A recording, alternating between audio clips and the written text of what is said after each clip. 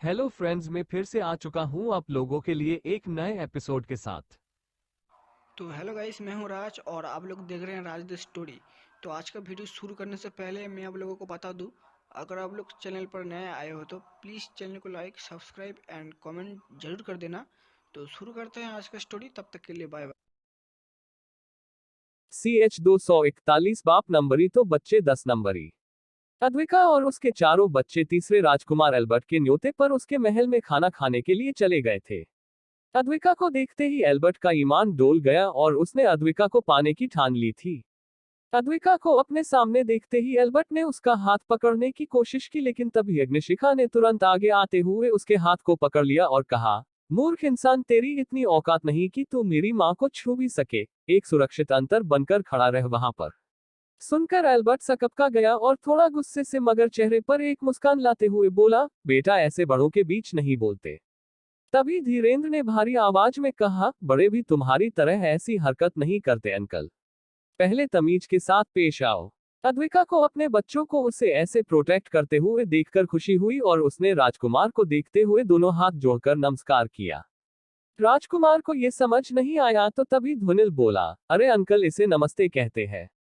हमारी माँ ने आपको ग्रीट किया है, इसके बदले आपको भी हाथ जोड़कर उन्हें प्रणाम करना चाहिए। क्या आपके पापा ने नहीं सिखाया? तभी कवन, जिसके पीठ पर थोड़ा हल्का कुबड़ था, बोल पड़ा, इसे इसके पापा ने नहीं सिखाया होगा तो हमारे पापा से कह देंगे इसे सिखाने के लिए। बच्चों के शब्द एल्बर्ट के दिल में तीर की तरह लग रहे थे, मगर उसने अपने गुस्से को जैसे तैसे काबू कर लिया। उसने आगे बढ़कर सभी की तरफ देखा और अपने हाथ जोड़ लिए और बोला, हेलो एवरीवन, आपका हमारे इस छोटे से महल में स्वागत है। तभी अग्निशिखा नाक सिकोड़ते हुए बोली, हाँ, ये बहुत छोटा ही है। हमारा गरुड़ भी इससे बड़े कमरे में रहता है। तभी कवन ने एक बार फिर कहा, हमारी वो भेड़ें भी इससे बड़े बाड़े में रहती है। पता नहीं ये लोग इतनी छोटी जगह को कैसे महल कह रहे हैं। ऊपर से इनके पास कोई भी लाइट नहीं है। ये लोग तो आज भी दिए और मशाल जलाकर घर को रोशन करते हैं। ये लोग तो बहुत ज्यादा पिछड़े हैं। तभी धीरेंद्र ने आसपास देखकर अपना सिर हिलाया और फिर राजकुमार को देखा और बोला, माँ, इस आदमी को देखो, इसने लड़कियों वाली पैंट पहनी है। बाप रे, इसे गर्मी नहीं होती क्या इस चीज को ऐसे पहनकर? ये सुनकर अब अद्विका को अपनी हंसी रोकना मुश्किल होने लगा था, तो उसने सिर्फ सिर झुकाया और कुछ नहीं बोली।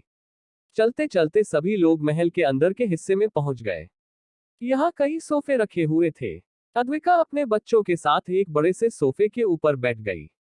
एल्बर्ट भी उसके सामने वाले सोफे के ऊपर बैठ गया और फिर बोला, मैडम अद्विका, मेरा नाम राजकुमार एल्बर्ट है और मैं इस किंगडम का तीसरा और सबसे छोटा राजकुमार हूँ। आज आप मेरी रिक्वेस्ट को मान देकर यहाँ आए, उसके लिए बहुत बहुत धन्यवाद। ये सुनकर ध्वनिल बड़े ही रुबाबदार तरीके से बोला, ये तुम्हारी खुशनसीबी है कि हम तुम्हारे इस कबाड़खाने में से, वरना हम ऐसी जगहों को मुड़कर भी नहीं देखते। राजकुमार ने जब ये सुना तो उसे लगभग खून की उल्टी हो जाती। उसने मन में ही सोचा, ये लोग खुद को क्या समझते हैं? अरे भाई, मैं राजकुमार हूँ और ये मेरा इस किंगडम का सबसे बड़ा और प्रशस्त महल है और तुम लोग इसे कबाड़खाना बोल रहे हो। राजकुमार ने फिर एक गहरी सांस ली और ध्वनिल के ताने को इग्नोर किया और अद्विका को घूरते हुए बोला, आपके बच्चे बड़े प्यारे हैं, पर आपको देखकर नहीं लगता कि आप ही इनकी माँ है। आप अभी भी किसी जवान लड़की की तरह दिखती है। तभी कवन ने एक तंज कसा, हाँ तो तुम्हें क्या लगा चार बच्चों की माँ दोनों हाथों पर चलती है क्या? अगर हमारी माँ इतनी जवान दिखा है तो तुम्हें इससे कोई जलन हो रही है क्या? तभी धीरेंद्र ने राजकुमार की टांग खींचते हुए कहा, इसकी शक्ल ही बताती है कि ये अभी भी कुंवारा ही है। इसके जैसे बड़ी छिपकली को कौन सी लड़की पसंद करेगी? दोनों बच्चों की ऐसी बात सुनकर अब एल्बर्ट अपना आपा खोने वाला था। लेकिन बच्चे तो बच्चे ही थे, वो कहाँ चुप बैठने के मूड में थे। तभी अग्निशिखा ने अपने नाखूनों को घिसते हुए राजकुमार को देखा और बोली, इसे देखकर ही साफ पता चलता है कि इसके शरीर में कोई बीमारी है। अंकल, थोड़ा खा भी लिया करो, वरना एक दिन आपकी स्किन टमाटर की तरह लाल हो जाएगी। ये सुनकर अब राजकुमार खुद को रोक नहीं पाया और वह आगे कुछ बोलने ही वाला था, तभी एक मेड वहां आए और उसने झुककर एल्बर्ट से कहा, राजकुमार, खाना लग चुका है। ये सुनते ही उसके चेहरे पर एक शातिर मुस्कान आए और उसने अपने पीछे खड़े लड़के को आंखों ही आंखों में इशारा कर दिया। उस लड़के ने ना में अपना सिर हिलाया और तुरंत उसे देखकर बोला, राजकुमार, मुझे थोड़ा काम है, इसलिए मैं आपसे मिलने बाद में आ जाता हूँ। इतना कहकर वह लड़का वहां से भाग खड़ा हुआ। राजकुमार को उस पर बहुत गुस्सा आया, पर उसने उस पर ज्यादा ध्यान नहीं दिया। अद्विका अपने बच्चों के साथ खाने के टेबल के सामने आकर रुक गई। राजकुमार ने तुरंत आगे आकर अद्विका के लिए कुर्सी खींची, पर तभी कवन आगे आया और उस कुर्सी पर बैठ गया। तभी अग्निशिखा ने तुरंत अपने बगल की कुर्सी को बाहर खींचा और अद्विका को उस पर बैठने के लिए कहा। वह भी वापस जाकर कवन के दूसरी तरफ बैठ गई। वहीं तेजी से ध्वनिल और धीरेन्द्र ने अद्विका के दूसरे तरफ की दोनों कुर्सी पर कब्जा कर लिया। राजकुमार को यह अब उसका अपमान लगने लगा था, पर इतनी देर से अद्विका एकदम शांति से बिना किसी भाव के साथ अपने बच्चों द्वारा राजकुमार का मजाक बनाए जाना देख रही थी। नौकरों ने तुरंत खाना परोसा और सभी खाना खाने बैठ गए। खाने को सभी बच्चों ने ध्यान से देखा और उनके चेहरे पर एक शैतानी मुस्कुराहट आ गई। अद्विका ने भी जब खाना चेक किया तो उसके माथे की नसें उभर आई। फिर भी उसने बिना कुछ बोले एक एक निवाला उठाया और उसे खाने लगी। बच्चों ने वहां पर रखे मांस के प्लेट्स को अपनी ओर खींच लिया और सारा मांसाहारी खाना निगलना शुरू कर दिया। वहीं अद्विका ने वहां रखे फल उठाए और उन्हें खाने लगी। अद्विका को इस तरह से फल खाते देखकर एल्बर्ट ने नाराज होते हुए कहा, मैडम अद्विका, ये तो एकदम गलत बात है। आप तो सिर्फ फल खा रही है, फिर तो हमारे दावत का कोई मतलब ही नहीं रहेगा। ये सुनकर अद्विका ने मुस्कुराते हुए उससे कहा, मुझे माफ कीजिएगा राजकुमार, पर मैं एक वेजिटेरियन हूं, तो मैं आपकी इस नॉनवेज दावत को कैसे खा सकूंगी, पर चिंता मत कीजिए, मेरे बच्चे इसे मेरी तरफ से खा लेंगे। अद्विका का जवाब सुनकर अब राजकुमार के सब्र का बांध टूट गया और गुस्से से बोला, ये आपने सही नहीं किया मैडम अद्विका, मैंने अपेक्षा की थी कि आप मेरा मान रखकर मेरे साथ खाना खाएंगी, लेकिन आपने तो खुद को तुरंत वेजिटेरियन बना लिया। आपको क्या लगा कि आपने अगर खाना नहीं खाया तो मैं आपको बेहोश नहीं कर सकता। इतना कहते ही उसने अपने हाथों से तालियां बजाई और अगले ही पल ढेर सारे सिपाही उस कमरे में हथियारों के साथ अंदर आ गए। लेकिन फिर भी अद्विका एक मीठी मुस्कान के साथ राजकुमार को देख रही थी। तभी एक सिपाही अद्विका को पकड़ने के लिए आगे बढ़ा, पर उसके चुने से पहले ही वह टुकड़ों में बिखर गया। हर तरफ उसके खून के छींटे उड़ गई, पर उसमें से एक भी बूंद अद्विका के ऊपर नहीं गिरी। अद्विका ने अपना हाथ आगे किया और टेबल पर रखे अंगूर का एक गुच्छा उठा लिया और अंगूर को ध्यान से पकड़ा और उसे अपने गुलाबी ओंठों पर रखकर खा लिया।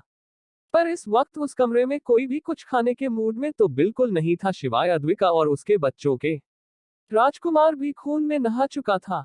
तभी अद्विका ने अंगूर को चबाते हुए राजकुमार से पूछा, क्या तुम्हें अभी भी मुझे पकड़ने के लिए कुछ और करने की इच्छा है या तुम्हारी फैट गई? अद्विका का ये सवाल राजकुमार के माले एगो को हट करने के लिए काफी था। राजकुमार ने गुस्से से अपना हाथ टेबल पर पटक दिया और बोला, तुम तो बच जाओगी, पर क्या तुम अपने बच्चों को बचा पाओगी? सिपाहियों, इन बच्चों को पकड़ को ताकि उनकी मां चुपचाप खुद को मेरे हवाले कर दे। राजकुमार का आदेश मिलते ही सारे सिपाही अलग अलग बगल से बच्चों की तरफ बढ़ने लगे। वहीं बच्चे उनको नजरअंदाज करके अपना खाना खत्म करने में लगे हुए थे। अगले ही पल एक हवा का हल्का झोंका सभी सिपाहियों के पास से गुजरा और उनके पैरों तले जमीन हिल गई। सिपाहियों को कुछ समझ नहीं आया, पर उन्हें अपने पूरे बदन में तेज दर्द महसूस हुआ। जैसे ही सिपाहियों ने अपने शरीर को देखने के लिए अपने सिर घुमाए, उनके सिर रोल होकर नीचे गिर गए। जिन्होंने सिर नहीं घुमाए थे, उनके शरीर के बीचों बीच नुकीले कांटे घुस गए थे। जब राजकुमार ने ये नजर देखा, उसकी चिंख निकल गई, पर जो आगे हुआ उसे देखकर उसे मौत का एहसास होने लगा और उसकी आवाज बंद हो गई। सारे सिपाहियों की लाशें जमीन पर गिरी हुई थी। तभी एक भयानक आग की लपट ने उन्हें घेर लिया और अगले ही पल पूरे कमरे के अंदर के सभी सिपाही जलकर राख हो गए। ये सब कुछ होने में कुछ ही मिनटों का समय लगा था। राजकुमार एल्बर्ट की तो पहले से ही घिघी बन गई थी। उसे समझ में नहीं आ रहा था कि उसके सामने क्या हुआ। तभी अग्निशिखा ने मांस का आखिरी टुकड़ा खाया और एक डकार मारी और उसके साथ ही उसके मुंह से उसी आग की लपट बाहर निकली। लेकिन तभी कवन ने अपनी उंगली घुमाई और उस लपट को पानी से बुझा दिया। अब राजकुमार को कुछ बातें समझ में आने लगी थी। इन बच्चों का बाप अगर इतना खतरनाक है तो जाहिर सी बात थी कि उसके बच्चे भी उससे अधिक खतरनाक होंगे। तभी अद्विका अपनी जगह से उठ खड़ी हो गई और बोली, तुम्हें बड़ा शौक था ना हमें यहाँ खाने पर बुलाकर मेरे साथ नीच हरकत करने का। चल, आज मैं तुझे वो सबक सिखाऊंगी कि तेरा पूरा राजपरिवार इसे अपने जीवन भर याद रखेगा। तभी महल का मुख्य द्वार खुला और राजा दौड़ते हुए अंदर आया। उसके पीछे उसके कई सारे सैनिक भी अपने हथियारों के साथ वहां पहुंच गए थे।